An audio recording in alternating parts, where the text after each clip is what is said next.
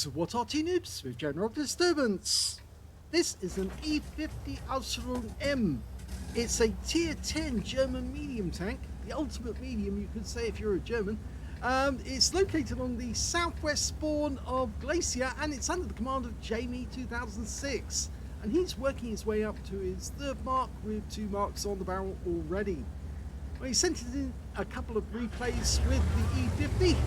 It's armed with a 105mm gun, capable of 3mm alpha, and the standard reload by the book is 9.2 seconds, and Jamie's got 7.19, so he's got a fairly fast fire rate, and this thing's got fairly good armour as well. The top of the turret, front of it, will be 250mm, so 25mm.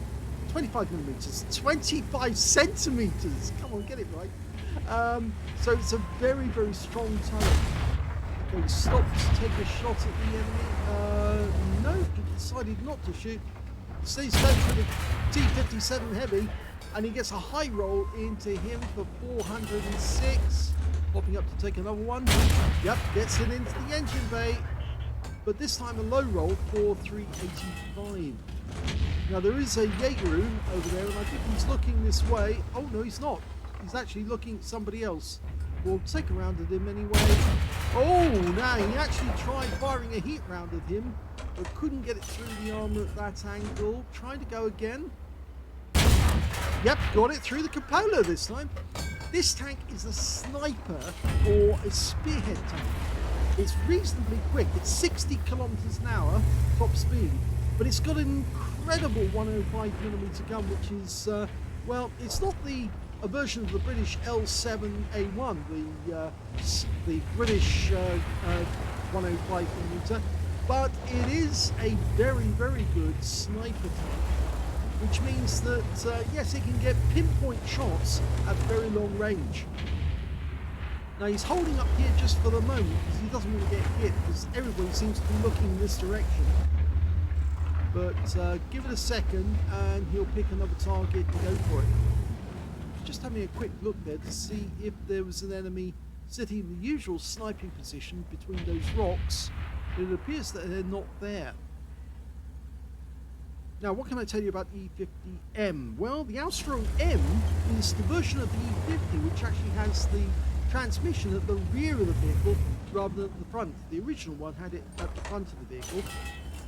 It actually has, as I said before, pinpoint accuracy. It's got high hit points of all the mediums, technically speaking, because it's got 2050 health. So it's a very healthy tank and can take damage. But look at this. Sniper. Yeah.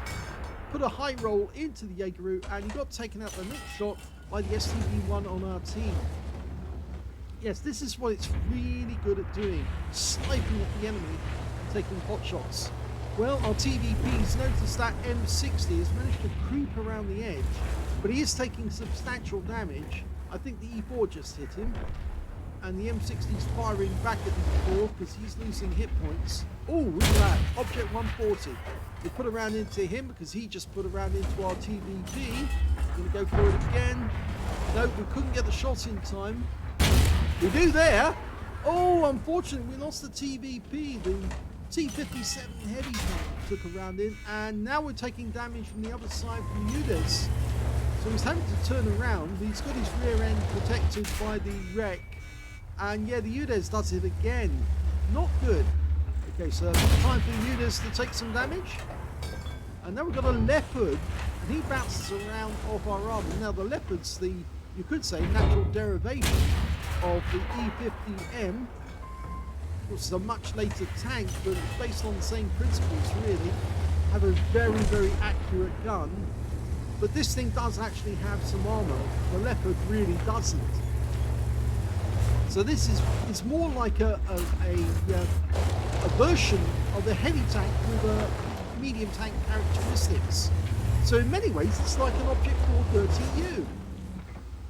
He's looking in this direction because the T57 Heady is probably over here because he was the one who took out the TVP. And we know that there's an Object 140 over there, and there's the M60. There's the 140. Oh! Now that didn't go well there. trying to get a shot, but couldn't get it. And, oh, Heshbon. Heshbon, can we get a shot? Yes! 380 for the low roll. We saw the enemy Arty fire there. Okay, another shot, please. That's it. Sniper. Yeah. He showed the corner of his turret, and that was enough. Jamie put a round into it. Now, it's a very sharp angle, but he puts one into the Rheinmetall Panzer wagon, who doesn't really have any armor. And now he's going to try and do it again if he can. Yes! 352, low roll. But that Panzer wagon is now in a whole world of trouble. The Arty guys are now invading the enemy cap area. And these guys up here are going to have to turn around and go back, because if they don't, they'll lose the game. Our Object 140 is about to find their Arty. It's an Object 261. M60 exposes himself, but we only hit the tracks on that one. Let's see if we can do it again. Yep, goes to the engine bay and gets him this time. That's his first kill of the game, surprisingly. Now, he can really use his ability now to score sniper shots on the enemy by actually getting over to a position where he can block the enemy from coming back. Take sniper shots at them as they do. Oh, Rheinmetall, you naughty boy. Out of the game for you. Back to the garage. Okay, we've got an Object 261 up here and the Leopard. It looks like the 261 made a quick departure from their back of the forests at the back of the map, back of the cap area. And he made his way down here for safety, which was a good move because R140 moved in on that territory very quickly. And now we've got a Progetto falling back. Now we're in danger here because remember there are enemies to the south of us around the perimeter. He's going up directly against the Leopard, and when he gets spotted, they're going to try and take shots at him. Okay, he's coming up between the Progetto and the Leopard, but the Leopard's got no armor, so he can easily penetrate this Leopard. Oh, he gets hit by the 261, but he takes the Leopard out of the game just like that. And now that means that 261 is in a lot of danger. And the 261's still reloading. There's not a lot he can do. And yeah, actually Jamie decides he wants that Progetto instead. So he's going to come up behind the guy and pump him through holes in his rear. The Progetto is a auto reloader. And he's pushed it. The Progetto's pushed. He knows he was coming up behind him. Oh, ram as well as the pumping. Yep, he pumps one into his rear. That must have been a bit salty. Okay. Now we've got the 261 who must have reloaded by now. So the 140 could be taken out of the game if he's not careful. Well, the 261 does fire around him, but it doesn't really help him. He only stuns the 140. There's the kill shot. That's 5 kills for Jamie. And there's only 2 enemy left. He can still pick up a top gun in this. He's been asked to platoon with somebody who's got 3 kills, so they could be on for a brothers in arms as well. Because they've definitely got enough. There's only 2 left, the T-57 Heavy and the Object 268 version 4. And the T-57 gets wiped out by our E-100. And there's only one left, it's the 268 version 4. Where are you? Here he is. We do take a hit, but it's blocked. And there's the kill shot that gets the top gun and wins the game. And it's all over, bar the shouting.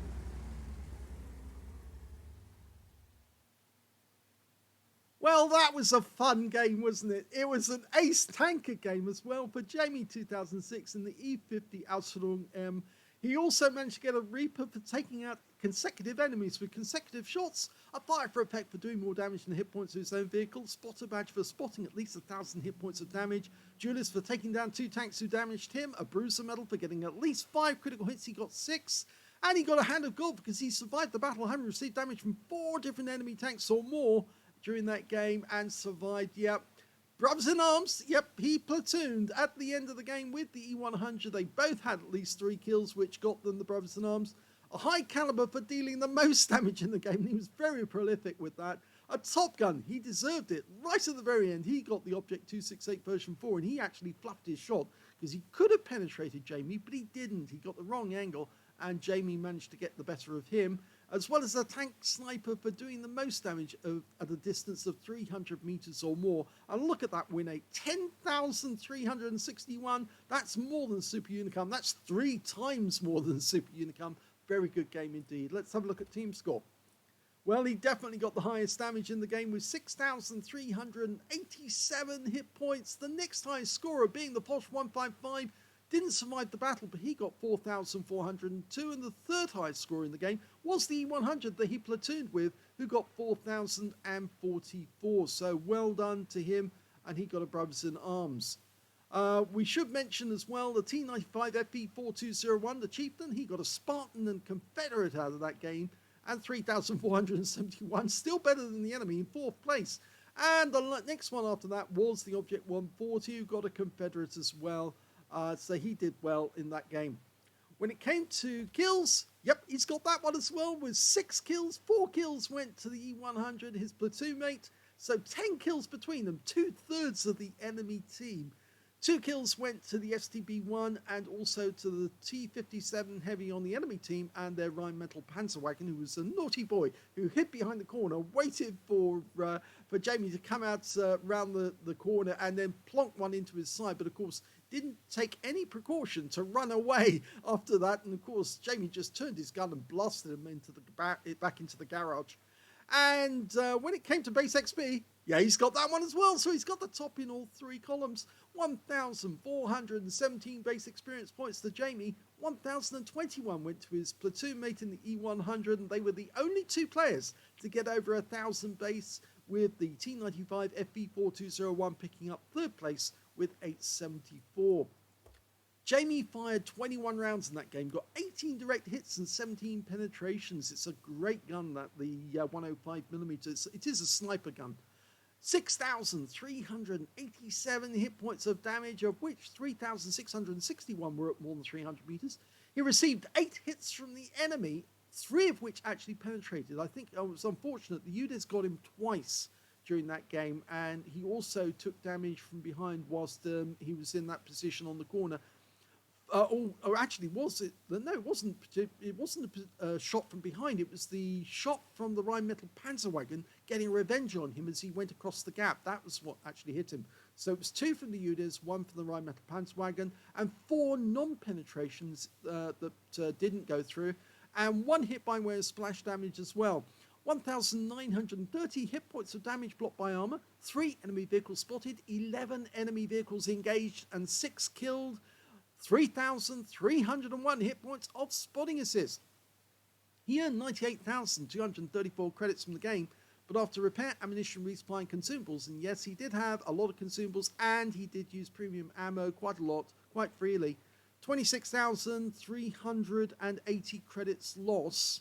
But remember, he is marking this, so if you're third marking it, you use premium ammo because you want to get that damage if you want to get the third mark. And as soon as you've done the damage, you've got the third mark, you don't need to use the premium anymore. You can play the thing on standard ammo. 7 bonds, because this was tier 10. 2,125 for the battle, times 2 for the first victory, 4,252 for completing a mission, and 8,503 experience points altogether. So the E50M is quite a beast, actually. In many ways, it's like a combination of Frankenstein's monstrosity, which is kind of like a Tiger II or an E75 combined with a Panther tank. So it's got the best of both worlds. It's, as I said, it's like the Object 430U. It's heavium. It's got the characteristics of a heavy tank, but in a medium tank. So let's have a quick look at the armor profile for this beast. And looking at it first up, you'd say, well, that's not much armor because it's all yellow. But it's when you actually look at the live model, you suddenly realize what you're looking at.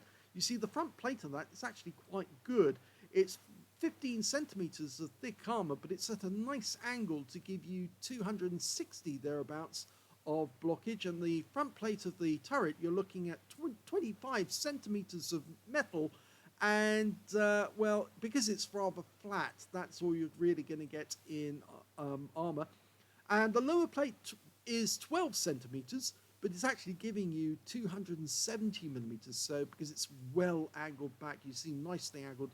I think that's where they took the angling of the front of this vehicle. They really got it right. You need something that's going to just deflect the shells, or if it doesn't deflect them, it's just going to absorb them and it's not going to let them through. The sides of the vehicle are only 80 millimeters. They've reduced the armor somewhat to actually make it a little bit lighter.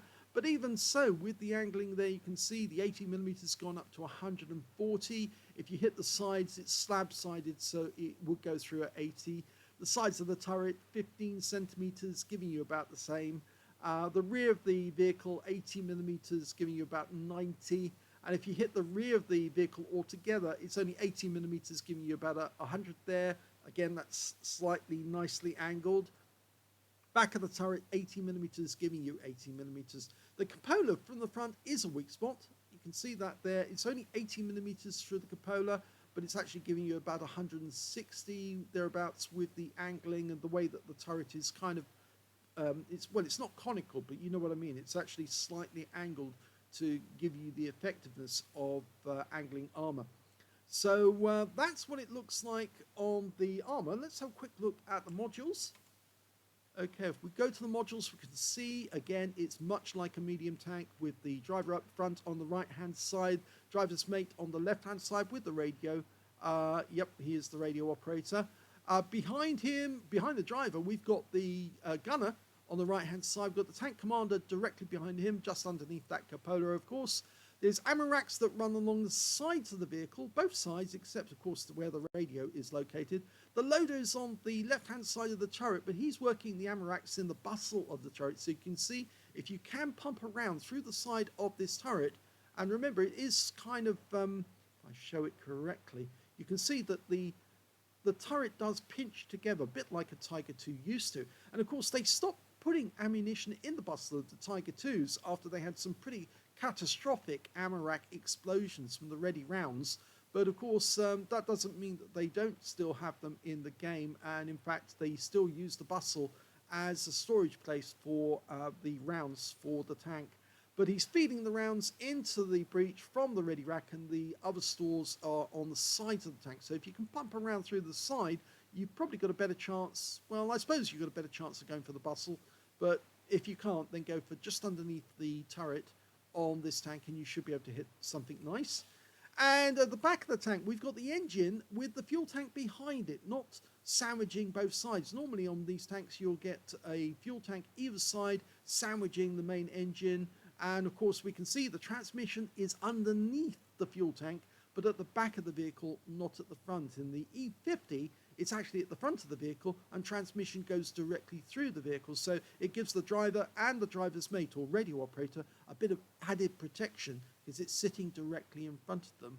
But on this one, they put it in the opposite place at the rear. And I suppose in that sense, it counterbalances the engine. It gives it more a balanced approach when it comes to weight, but it takes away a bit of protection from the driver and the driver's mate. But on the other hand, I suppose they've got enough protection from that beautifully angled front on the E50 anyway, so do they really need it? So that's where the modules are on the E50 Ausf M. Well, as I said, this is a 2 replay video. Yes, we've got another one for you. He's been at it again, and he obviously likes the E50 M because he actually does get some good results. So let's see that video right away. And in the second replay, we can see Jamie2006 is on the northwest spawn, I should say, of Fjords. And his barrels drop, which means he probably hasn't loaded in or he's busy elsewhere. Oh, he's in action now. Now, there are some bad points to the E50 Ausf M. It does have fairly poor DPM, mainly down to the reload time. And it also has, it's a rather large medium, which means it doesn't have very good camo qualities compared to other medium tanks, like say that UDES 1516. It's actually got fairly good camo. Other points are it's not so great at maneuverability, and it does have some vulnerable areas as well where it can actually take fire from the enemy. Oh! And he gets splattered there by a T92 HMC for 381. Luckily, that was only a near miss, not a direct hit. If it'd been a direct hit, it probably would have penned him. But he's getting the better of these two, the Progetto with that lovely 105mm. It's the KWK L52 10.5cm gun. It's extremely good. It's got APCR as default, so it's got decent pen right from the very start. It uses heat ammo as the premium rounds. Just trying to side scrape to get the better of that E50M on the enemy team. He's the tier 9 version. Pumps around into the Cranbon. Our back chat down there is getting absolutely blasted. But the Cranbon has now taken a big hit. And the enemy has lost the Cranbon, the E50M. Oh! Now, we got hit there from the pass, the Western Pass. And he's just highlighted that to his team. Because they fired over in this direction at us. Now we're trying to get E3 lower plates. Didn't go through. He's loading the heat. Might need it. In fact, now we've got a Progetto just wiped out our units 15-16.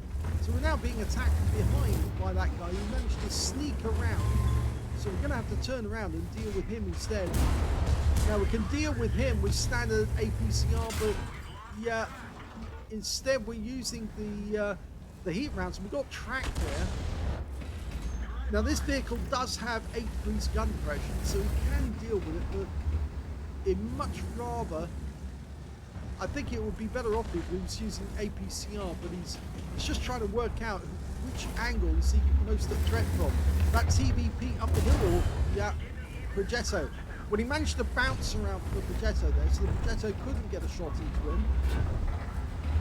Now, is he in danger? Oh! That didn't work out so well. The Jaeger just got taken out by the E3 on the enemy team. And now we're getting hit by the Arty. And remember, we've got the E3 behind us. So this is not so great. And we've got a Rhino Sorrente down there. And pump around into him. Okay, the E3's over there. Okay, so we'll go for the Rhino Sorrente. Yep, pumps one into him. 436. Doing the same again. That's it. He's vulnerable. Goes for the bustle.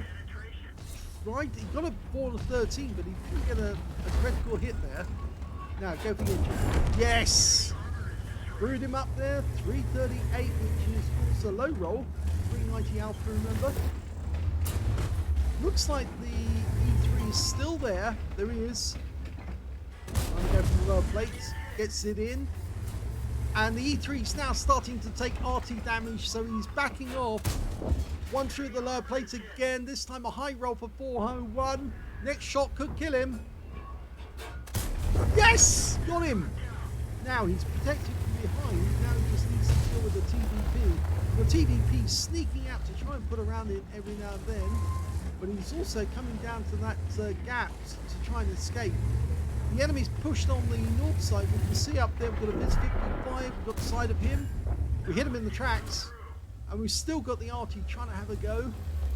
Now, can he hit that Viz 55 at range? We lose sight of him temporarily, but will he come back? Yes. That's it, loaded. Yep, gets one in. 466. Loading the APCR again. Now, with the TVP has been dealt with, so we don't need to worry about him. But I think we're going up here for position to try and be able to shoot at the enemy over in the corner. Mind you, we've lost all our teammates in that corner, and our Arty are now starting to move south because they're worried. So we might have to come down from here and go towards our cap area to try and defend it against the Bosch and the STB and that Viz 55. We can't see them at the moment. Our Arty are definitely bugging out as fast as they can, and our M454 is heading back to the cap to try and protect it. But our guys are broken through in the South Pass, and now we've got the STB1 in sight, so he's pulling back to use the push mechanic. Did get spotted there, so he's trying to angle, use his gun depression, what he's got, 8 degrees, remember it's only 8 degrees.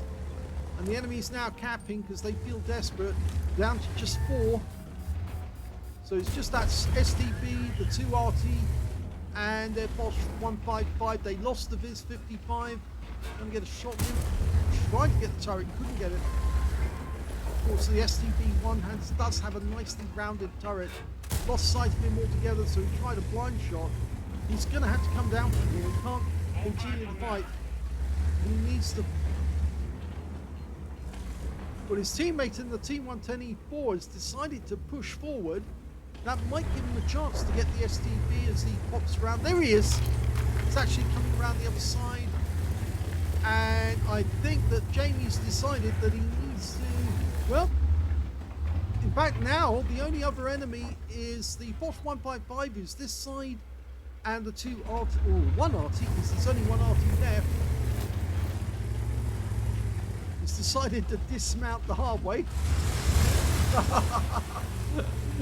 Okay, he wants the Bosch. That's what he wants. He's got 3 kills. Just wants damage now. He's got more than enough for high caliber, 6,834, but he wants everything. He hasn't got much in the way of health left though. If he got ambushed, oh, there he got him by the rear, and he got a fire. He set one into the engine bay, got the fire. Now, can he get the kill shots? Oh, stolen away from him there. The kill shot goes to the E4, but he got the spotting assist, and he sarcastically said thanks back. The enemy Arty though, the back chat, is still up in the northeast corner of the map, and he's been found by the Viz 55. Jamie just squaring his position by having a quick look round either side. But it's all over. That's it. Game over. Jamie knows how to fight from a tough position. He was cornered. He had the enemy behind him. He had the enemy in front of him. He had the enemy to the side of him. But he kept fighting and he kept pushing and he kept getting the damage as well. Well done to Jamie in the E50 Aslains M. He got an ace tanker out of that game, as well as a fire for effect for doing more damage than the hit points to his own vehicle, a bruiser medal for getting at least 5 critical hits. In fact, he got 12. Hand of God for surviving the battle, having received damage from 4 different enemy tanks or more, as well as a high caliber for dealing the most damage in that game overall, as well as a Confederate for hitting more of the enemy than anyone else on his team. In this game, his win rate was 9,717. Again, he gets a very high win rate, proving that he was actually the person, the most important player, MVP of this game. Let's have a look at team score. Well, look at that. 7,852 hit points of damage goes to Jamie in the E50M. The second highest damage goes to the Object 268 version 4 in the enemy team with 5,226. And the third highest damage goes to the STB1 with 3,566. The next highest on kills, we can see that he actually jointly had the highest number with the AMX-50B on his own team and the TVP T5051, who was very deadly up on that high perch position. But he could have, was shooting down onto Jamie, but he just wasn't getting the penetration. But he was trying to use that position to force Jamie to make a mistake, so Jamie took damage from either of his 2 playmates, with the Progetto firing from one direction and the T110E3 firing from the other direction.